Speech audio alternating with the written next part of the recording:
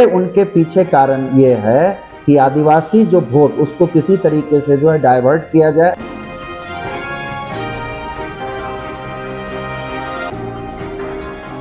नमस्कार, मैं राजेश और आप देख रहे हैं न्यूज़ 365।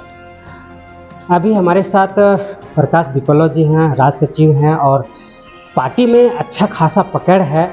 अब उन्हीं से जानने की कोशिश करेंगे कि जिस तरह से झारखंड में क्राइम का पैराग्राफ चढ़ रहा है और आने वाले दिन इससे और भयावह होने वाली है।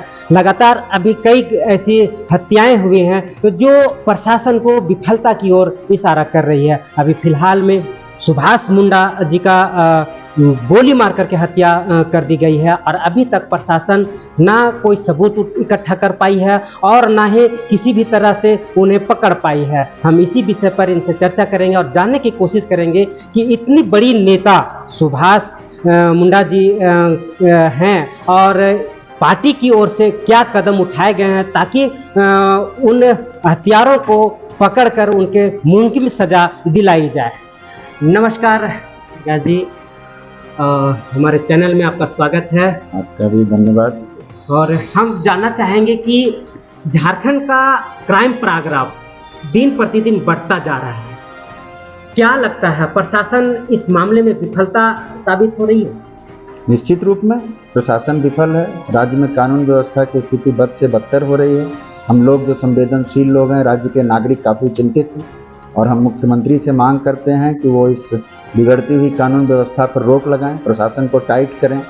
यहाँ पर जमीन माफियाओं के साथ रिपोर्ट आई है कि यहाँ के पुलिस का एक बड़ा अच्छा रिश्ता है जमीन माफियाओं के साथ और इस हत्या के मामले में पुलिस का रोल भी जो है संदेहजनक है। तो हम इसकी मांग करते हैं कि ये सारी चीज़ों की जो है डिटेल जांच की जाए। आज सुभाष मुंडा जी का हत्या का करीब 4-5 दिन हो गई है, तो प्रशासन किसी भी तरह का कोई सुराग नहीं ढूंढ पाई है। तो क्या लगता है इससे जनता का विश्वास खो रही है? देखिए, जनता तो आक्रोशित हो रही है, लेकिन ये हत्याकांड जो है ये एक साधारण हत्या नहीं है, ये एक प्री प्लान हत्या है। और अभी तक जो हमारी प्रशासनिक अधिकारियों, पुलिस अधिकारियों से बात हुई है, वो जो SIT बनी है उस SIT की जांच आगे बढ़ रही है। अब कोई भी जांच जो है बहुत हड़बड़ाहट में तुरंत उसका नतीजा नहीं निकलता है, तो हम लोग भी धैर्य रखे हुए हैं। अपने स्तर से भी हम क्लू खोजने की कोशिश कर रहे हैं। यदि कोई भी क्लू मिलेगा तो हम SIT के सामने उस क्लू को लेकर जाएंगे, लेकिन हम ये मांग करेंगे कि SIT अपना काम तेजी से करे और हर एंगल पर, हर पहलू पर इस हत्याकांड के नजरिए से जांच करे और इस जांच के तह तक पहुंचे। कहा जा रहा है कि सुभाष मुंडा जी उस क्षेत्र का बड़ा चर्चित नेता थे और सभी के सुख दुख में हमेशा सक्रिय भूमिका निभाया करते थे। आज उनकी गोली मारकर हत्या कर दी गई है, आपकी पार्टी के लिए कितना क्षति पहुंचा है? देखिए, वो तो बहुत लोकप्रिय नेता थे। वो हमारे कम्युनिस्ट आंदोलन की तीसरी पीढ़ी के नेता थे। सुकरा मुंडा जो उनके दादा थे वो भी भूतपूर्व सैनिक थे।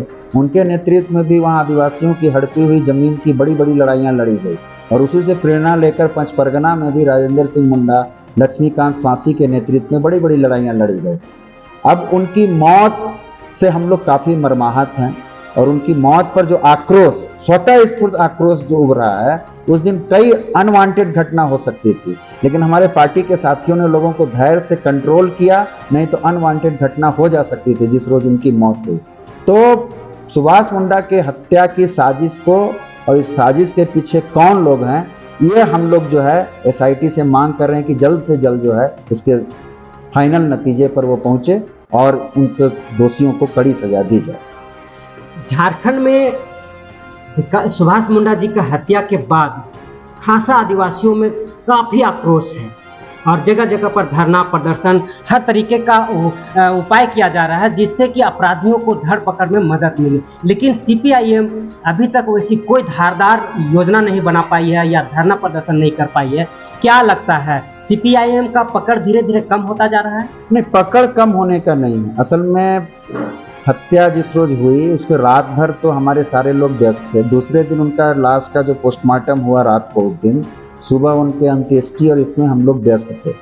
लेकिन उसके बावजूद भी हम लोगों ने पूरे राज्य में तौल दिया। राज्य के 22 जिलों के लगभग 150 जगह में जो है प्रोटेस्ट मार्च हुआ। उनके हत्या के खिलाफ लोग सड़कों पर उतरे आज भी कई जगह हो रहे हैं। कल हम लोगों ने एक बड़ी बैठक की सीपीआई ऑफिस में, जिसमें सभी वाम दल, सामाजिक संगठन, जन संगठन, सिविल सोसाइटी के लोग शामिल थे और उसमें एक कार्य योजना बनी है कि आने वाले दिनों में हमारा आंदोलन और तीव्र होगा और इसकी शुरुआत जो है अगले 3 अगस्त को एक बड़ी श्रद्धांजलि सभा से होगी। उसके बाद हम विधानसभा भी मार्च करेंगे।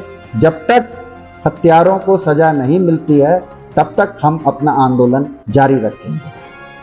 एसटी थे और बीजेपी के लोग सुभाष मुंडा एसटी थे और लगातार बीजेपी से नाराज चल रहे हैं और इस मामले में बीजेपी बड़ा ही महत्वपूर्ण तरीके से आवाज़ को उठा रही है। हर जगह पर, चाहे राज्यसभा हो, विधानसभा हो, हर जगह पर इस मामले को उठा करके और सुभाष मुंडा जी को उनको बातों को रख रही है। तो क्या लगता है, ये आदिवासियों को मनाने की कोई कोशिश है या उनको इनकैश करने की तरीका अपना रही है? देखिए, बिल्कुल सुभाष मुंडा के जिस क्षेत्र में हत्या हुई है वहाँ से संसद और विधानसभा में भाजपा के ही विधायक और सांसद हैं। नेचुरली आदिवासियों के सेंटिमेंट को देखकर भाजपा तो चुप नहीं बैठेगी। विधानसभा में वो एक प्रमुख विपक्षी पार्टी है, उनके विधायकों की संख्या बड़ी है। हमारे विधायक विनोद सिंह ने भी आवाज़ उठाई है, लेकिन वो इकलौते विधायक हैं। तो प्रचारित हो रहा है और वो सुभाष मुंडा के घर भी जा रहे हैं, इस हत्या की निंदा कर रहे हैं। ये उनके पीछे कारण ये है कि आदिवासी जो वोट उसको किसी तरीके से जो है डाइवर्ट किया जाए और बीजेपी की तरफ मोड़ा जाए। ऐसे वो घटना की निंदा कर रहे हैं, बहुत अच्छी बात है, लेकिन इस निंदा के पीछे भी उनकी जो है आदिवासी वोट बटोरने की राजनीति भी है। जैसे ही 2-3 दिन पहले सुभाष मुंडा जी की हत्या के 2-3 दिन पहले मुख्यमंत्री ने सख्त हिदायत दी थी प्रशासन को कि क्राइम का जिस तरह का आपदा बढ़ रही है, लोगों को जाने जा रही है, गोलियां मारी जा रही हैं, आप कड़ा एक्शन लीजिए। और 2-3 दिन बीतने के बाद तुरंत ही सुभाष मुंडा जी को ऑफिस में 7 गोली मार दी जाती है। कहाँ लगता है कि सरकार के आदेश के बावजूद भी प्रशासन सतर्क नहीं रह पाई? ये तो फेल्योर है। ये पूरे तरीके से रांची पुलिस का फेल्योर दिखाता है। मुख्यमंत्री ने डीजीपी और पूरे राज्य के आला अफसरों के साथ मीटिंग की। उन्होंने चेतावनी के लहजे में कहा कि मैंने आपको काफ़ी छूट दी लेकिन कोई नतीजा नहीं निकला। अभी मैं आपको 1 महीने का समय दे रहा हूं कि आप कानून व्यवस्था को पटरी पर लाइए। आप देखेंगे कि उस हत्याकांड में एक बहुत महत्वपूर्ण सुराग है, वो है कि हत्या के समय वो नगड़ी और रातू थाना का बॉर्डर है। रिंग रोड का उधर का हिस्सा नगड़ी थाना में, इधर का हिस्सा रातू थाना में पड़ता है और वहाँ पर दोनों पीसीआर खड़ी रहती है, हमेशा वहाँ पर पेट्रोलिंग होती है।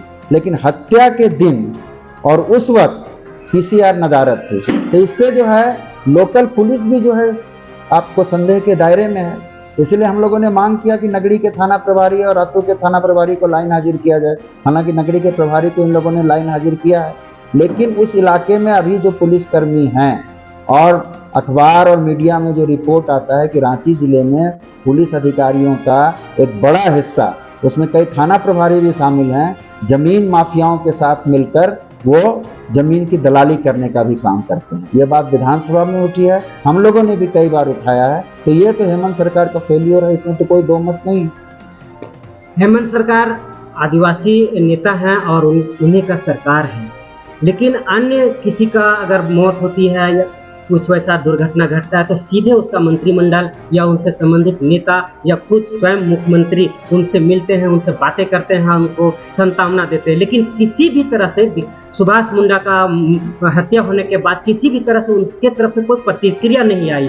क्या लगता है ये चुप्पी किस ओर इशारा कर रहा है?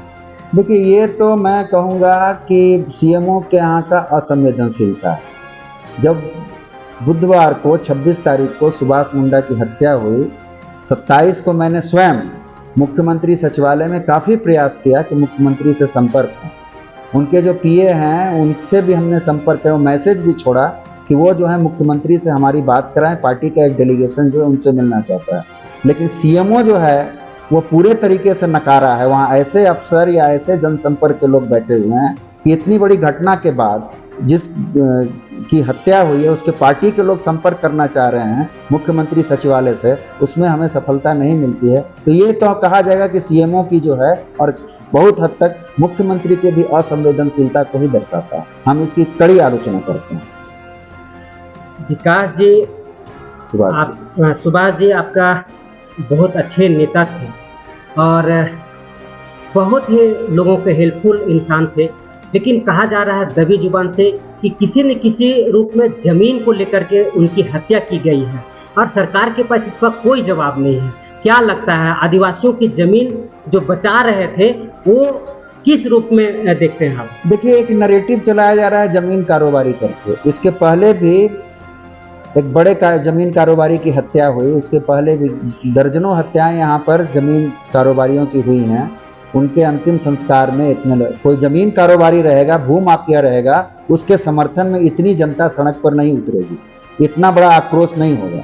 तो ये जो एक नैरेटिव चलाया जा रहा है जमीन कारोबार का, इसका कहीं ना, हाँ, वो जमीन जो आदिवासियों और दूसरे गरीबों की हड़पी हुई जमीन की वापसी के लिए और जो भूमाफियाओं द्वारा गरीबों की जमीन दखल करने का रिंग रोड के पास जो अभियान चल रहा है, इसको रोकने और इसको लोगों को संगठित करने में सुभाष मुंडा जो थे वो अग्रणी भूमिका निभा रहे थे। इसलिए हो सकता है कि वो जो जमीन के बड़े माफिया लोग हैं, उन लोगों की आंखों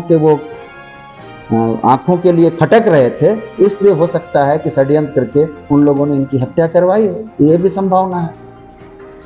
सरकार में आप बाहर से सपोर्ट कर रहे हैं और सरकार की चुप्पी को लेकर के आपके दिलो दिमाग में भी हलचल है। क्या लगता है कितना आपका इस नेताजी का हत्या का मामला सुलझ पाएगा? देखिए, हत्या का मामला तो हम लोग आशावान है कि निश्चित रूप से सुलझेगा और हत्यारों तक जो है पुलिस पहुंचेगी। जहां तक राज्य सरकार का सवाल है, हम लोग पूरा दबाव बनाएंगे और 3 तारीख को हम लोग उनसे मिलेंगे भी, मुख्यमंत्री से प्रयास करेंगे कि वो जो है जांच के जो है वो चल रही है, वो एक टाइम फ्रेम के अंदर, एक समय सीमा के अंदर उस जांच के नतीजे तक लोगों को अवगत कराएं, जांच के नतीजे तक पुलिस पहुंचे, इसका जो है मुख्यमंत्री प्रयास करें। धन्यवाद। तो आपने देखा कि प्रकाश विपल्लव जी न्यूज़ 365 का जवाब दे रहे थे और बड़ी अच्छे अंदाज में उन्होंने जवाब दिया और लगातार सरकार के राजनीतिक क्षेत्रों का इन्होंने खंडन किया कि किस तरह से प्रशासन का विफलता सामने आ रही है, लोगों की जानें जा रही हैं और कि सुरक्षा का अभाव नज़र आ रहा है। सरकार पर दबाव बनाने की कोशिश की जा रही है। जल्द से जल्द सुभाष मुंडा का हत्यारों का अरेस्टिंग किया जाए और उनके गुनाहों का सज़ा बखूबी एक ऐसे अंदाज में दिया जाए ताकि उनका एक सबक बने, एक उदाहरण बने, ताकि इस तरह की घटनाएं राज्य में रोका जाए और उनका एक डर भय पैदा किया जाए। क्योंकि लगातार इस तरह की घटनाओं से अपराधियों में इस तरह का माहौल बना हुआ है, बेखौफ, जो कानून प्रशासन और नियमों का कोई खौफ नज़र नहीं आ रहा है। इनको कम से कम दबाया जाए